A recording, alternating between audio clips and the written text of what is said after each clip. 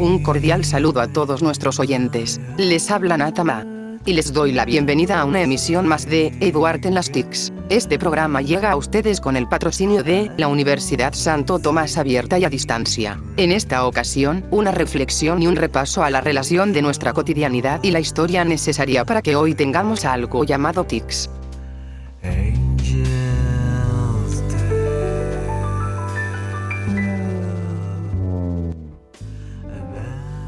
Es que, en estos tiempos, pleno siglo XXI, está rodeado de medios de comunicación, consolas, dispositivos, información, contenidos web y redes sociales. Es tan normal que poco nos preguntamos por ello. Pero, ¿qué ha tenido que investigar, descubrir, inventar el ser humano para que lleguemos a esto? Por ejemplo, en este momento, Francisco está leyendo un ebook muy interesante desde su tablet. Ahora, lo que no sabe Francisco es cómo se estableció un sistema de escritura. Y mientras él sigue leyendo, yo les cuento en un corto recorrido que los primeros intentos de escritura surgieron en el Medio Oriente, alrededor del 3000 a.C., donde los sumerios inventaron un sistema de figuras cuneiformes que, simbólicamente expresaban conceptos, y los plasmaban en tablas de arcilla o madera. Por la misma época, los egipcios recrearon un sistema de escritura jeroglífica, basada en ideogramas y sonidos fonéticos, y escritas en rollos de papiro, unas láminas flexibles fabricadas de las fibras extraídas de la planta del mismo nombre, y originaria de las orillas del Nilo.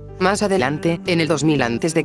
los fenicios inventaron el primer sistema alfabético, precediendo a la escritura griega, aramea, árabe, hebrea y latina, siendo esta última de donde proviene nuestro alfabeto. Muy lejos de allí, por el 1500 antes de nuestra era, los chinos utilizaban un sistema denominado ideogramas, que inicialmente fue plasmado en tablillas de bambú, y que aún vigente, en comparación a nuestro alfabeto de 27 letras, en la actualidad cuenta con más de 20.000 caracteres. Pero, volviendo a Occidente, fue en el siglo II a.C.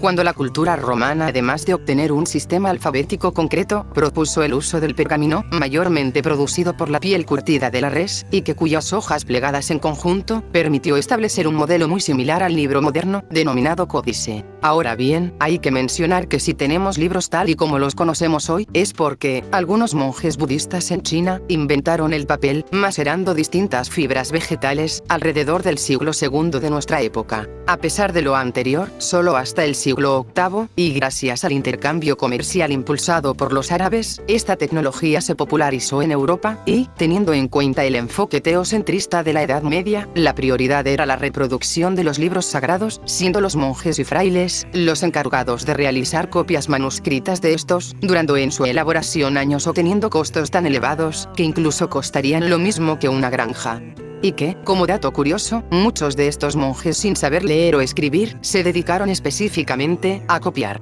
Por otra parte, y si volvemos a nuestro tiempo, esta mañana, como todas las mañanas, el señor Robles revisa las noticias más recientes en la página web de su periódico favorito. Lo que no sabe don Juan es que si desde algún momento existieron los periódicos, es porque desde algún momento existió la impresión. Y es que, los chinos lograron la reproducción mecánica de textos e imágenes, desde el siglo VI, a partir de placas en madera, arcilla o piedra, en una técnica llamada silografía, basada en la estampación de matrices entintadas y estampadas sobre papel, que más adelante en la composición tipográfica, se adapta a moldes de caracteres independientes, o tipos móviles, componiendo palabras, frases y textos más complejos ocasionalmente acompañadas de alguna estampa. Ahora bien, si regresamos a Occidente, podemos decir que en la Alta Edad Media se reproducían panfletos y textos cortos a través de la silografía con placa de madera, pero en su poca eficacia y amplio desgaste. Fue en el año de 1440 que el joyero Johann Gutenberg renovó el sistema, creando tipos móviles en plomo y un soporte más práctico y duradero, sistema que a fin de cuentas revolucionó la imprenta, la difusión de información y la democratización del conocimiento. pues, movimientos culturales históricos como la Reforma, Contrarreforma y sobre todo el Renacimiento fueron posibles gracias a la inmediatez de la imprenta. Es así que, la prensa escrita evoluciona, y en su alcance a las masas se construye como fuente de información, persuasión, promoción, formación de opinión y entretención, tanto en Europa como en América. Y es que, si hablamos de tierras americanas, por una parte, podemos decir que el primer periódico publicado corresponde al Public Occurrences, el 25 de septiembre de 1690, en la ciudad de Boston. Y por otra, en cuanto a nuestro país, el primero fue la Gaceta de Santa Fe, divulgado en el año 1785. No obstante, es durante el siguiente siglo, y empujado por todos los avances e inventos de la revolución industrial en la segunda mitad del siglo XIX, que los procesos se mecanizan, especialmente, desde la invención de la impresión del tambor rotativo en el año 1843, y del linotipo en el año 1884, donde se agiliza el diseño tipográfico, pues, lejos de organizar tipo por tipo, la máquina se encarga de realizar líneas de escritura enteras, obteniendo un muy buen principio de la prensa escrita, como la conocemos hoy, superada únicamente por algunos avances mecánicos, medios electrónicos o digitales. Y es que, mientras don Juan revisa cuánto ha subido el dólar el día de hoy, Lili, su hija, habla por teléfono con su novio, planeando salir al cine esa misma tarde. Sin embargo, lo que Lili no sabe es que, si hoy puede hablar horas y horas por teléfono, es gracias, por un lado, a los avances científicos en el estudio de la electricidad y su comportamiento, producidos entre los siglos XVII y XIX bajo nombres como William Gilbert, Benjamin Franklin, Thomas Alva Edison o Nikola Tesla, y por otro, a los adelantos en tecnologías de la comunicación, que basados en los descubrimientos de la electricidad, se desarrollan en la tercera década del siglo XIX, llegando a una aplicación práctica, primero, por el telégrafo de Samuel Morse, en 1836, permitiendo comunicarse en cortas frases, largas distancias, en poco tiempo y en doble sentido, a través de cableado eléctrico y un código específico, que vio la luz de forma pública por primera vez, el 24 de mayo de 1844, a una distancia de 30 kilómetros, entre Washington y Baltimore con el mensaje: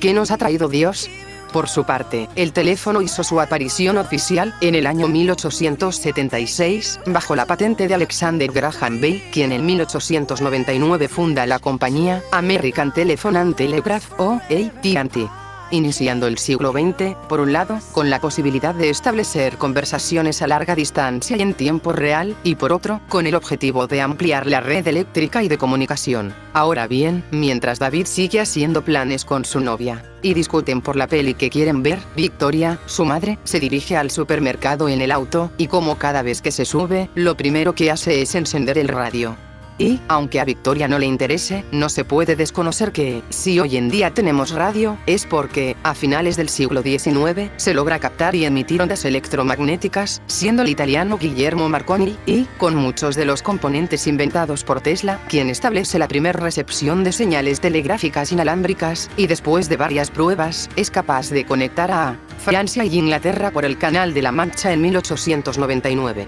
No obstante, fue luego de la invención del transistor y de transmisores más potentes, además del establecimiento de sistemas de frecuencias específicas y antenas de recepción, que, en 1920, se crea la primera cadena de radio en los Estados Unidos, KDKA. Por su parte, en Colombia, fue el presidente Abadía Méndez quien en 1929 inaugura la primera radiodifusora llamada HJN, desde donde tiempo después se encuentran posibilidades tanto de entretenimiento como de educación, a la par, y si se trata de la grabación y reproducción de sonidos, desde los que en algún momento se basa la radio y la industria musical, hay que mencionar de nuevo a Thomas Alva Edison, quien inventa el fonógrafo en 1877, dando una nueva posibilidad al entretenimiento. Así pues, si volvemos con Victoria, mientras ella realiza sus compras, vemos que el supervisor del almacén envía un correo electrónico a la gerente para una reunión de balance general que tienen con las directivas. Sin embargo, aunque el mensaje le llega en menos de un minuto, Tania, la gerente, no tiene en cuenta que mucho tiempo atrás, cuando no existía ni radio, ni teléfono, ni telégrafo, la comunicación a larga distancia podría tardar días, semanas o incluso meses, y que los mecanismos utilizados varían según el lugar y la época.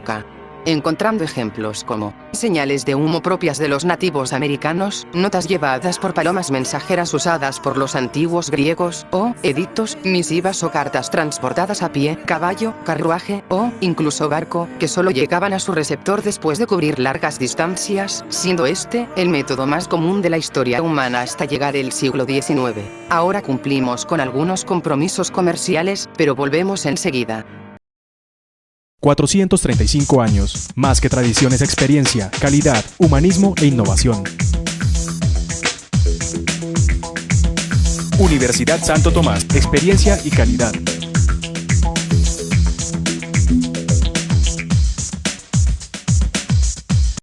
Volvemos a nuestro repaso histórico. Y es que, a pesar de que la prehistoria y la historia del ser humano se divide por la concreción de la habilidad de la escritura, ¿recuerdan ese dicho que insiste en que una imagen dice más que 1000 palabras? Pues bien, las imágenes han estado con el ser humano incluso desde antes de escribir. Tal es el caso de las pinturas rupestres, propias de la prehistoria, y datadas aproximadamente entre el período del 35.000 y 3.000 a.C., dejándonos conocer las costumbres sociales y algunas de las creencias pertenecientes a los humanos de esa época. No obstante, y en ese afán de hacer presente lo que no tiene presencia, cuando la cosmología de cada cultura explica su origen, la representación visual adquiere niveles simbólicos, obteniendo ejemplos como las pinturas de las ánforas griegas, que personificaban a los dioses del Olimpo, o los mosaicos y vitrales que en las iglesias de la Edad Media representaban los pasajes de la Biblia, cuando habían muy pocas copias de esta y la mayoría de la población no sabía leer.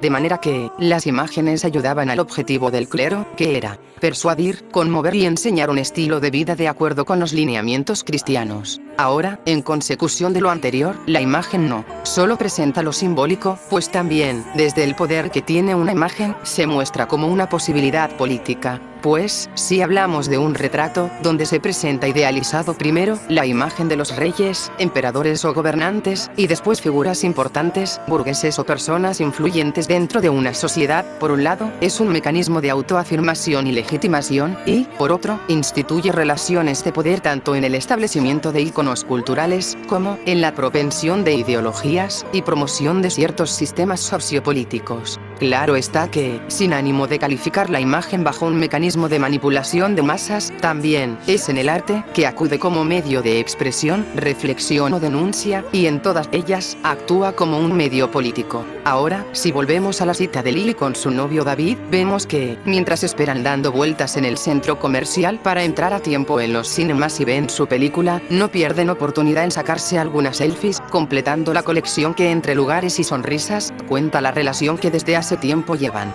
Pero, a pesar de lo normal que es para ellos sacarse fotos, esta costumbre contemporánea sería imposible sin los descubrimientos e investigaciones en óptica, cámara oscura, lentes y sustancias fotosensibles, llevadas desde el siglo VI, y que, finalmente germinan en las manos de Joseph Nicephore, quien en la década de 1820, logra la primera imagen fija creada por impresiones de luz, bajo un mecanismo llamado heliograbado. Sin embargo, dicho sistema resultó poco eficaz por los largos tiempos de exposición, llevando a Nicephore a trabajar con Louis Daguerre, quien en 1839, y después de la muerte del primero, reúne todos los estudios y produce el daguerrotipo, conocido oficialmente como primer máquina fotográfica. Así pues, en su consiguiente evolución, aparecen nuevas técnicas, mejores y más económicos insumos, procesos más prácticos y portables, y menores tiempos de exposición que pasaban de horas a minutos, segundos e incluso fracciones de ellos. A pesar de lo anterior, fue a partir de 1888 que George Schumann lanza comercialmente la máquina Kodak, basada en el sistema de película fotográfica, nicho de la fotografía como la conocemos hoy. Y, volviendo a nuestra historia en la cotidianidad y a la pareja en cuestión, encontramos que Lily y David han entrado a ver la película que tanto esperaban, una del género misterio, pues a ambos les gusta la investigación.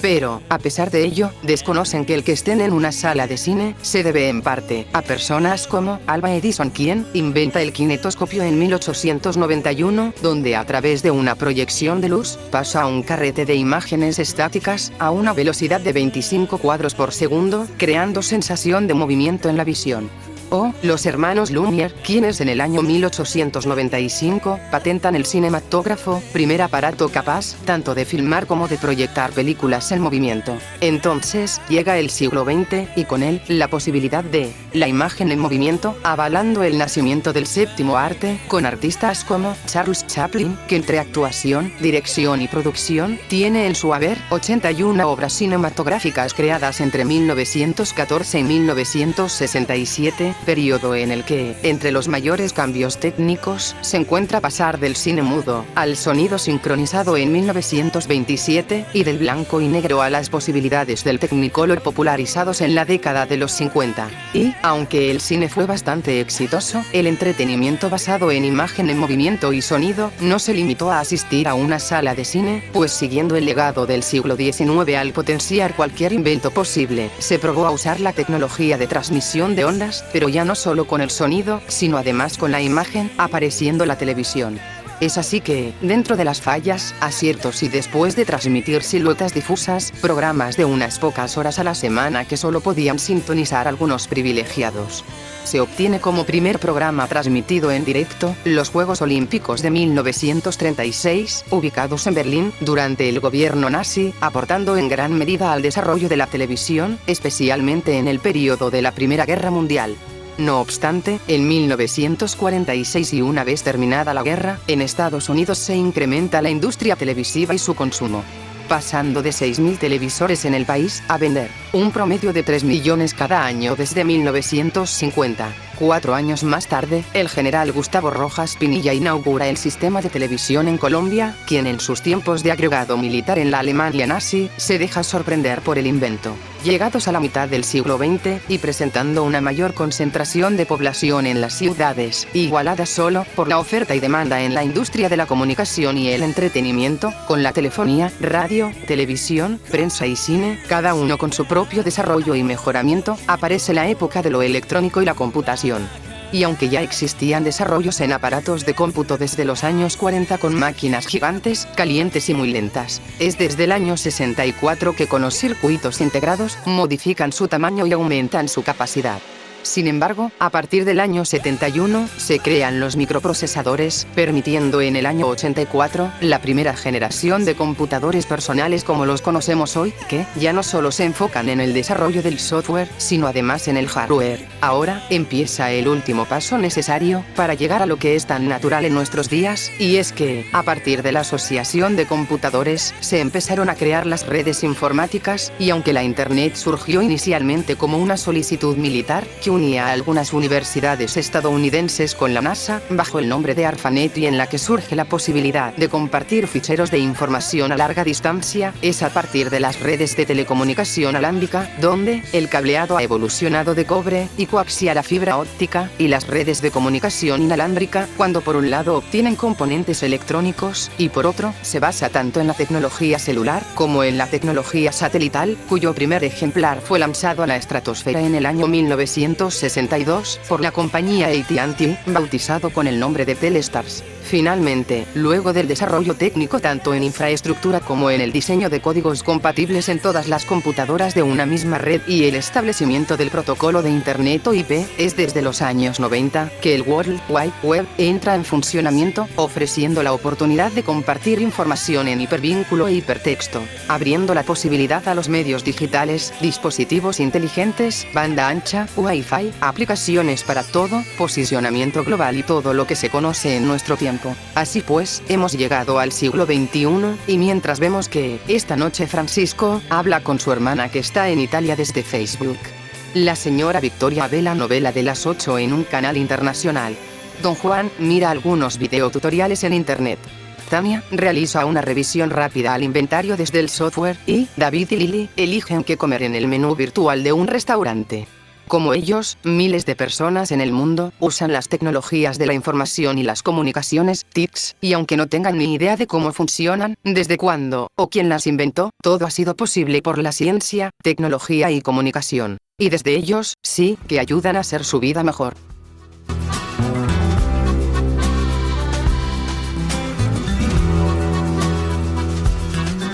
y, con el patrocinio de las TICs aplicadas al arte y la cultura, la licenciatura en Artes Plásticas y Visuales, y la Universidad Santo Tomás. Eso es todo, en esta reflexión y pequeña revisión del día de hoy. Les habló Natama. Muchas gracias por su atención, y hasta la próxima emisión de Edward en las TICs.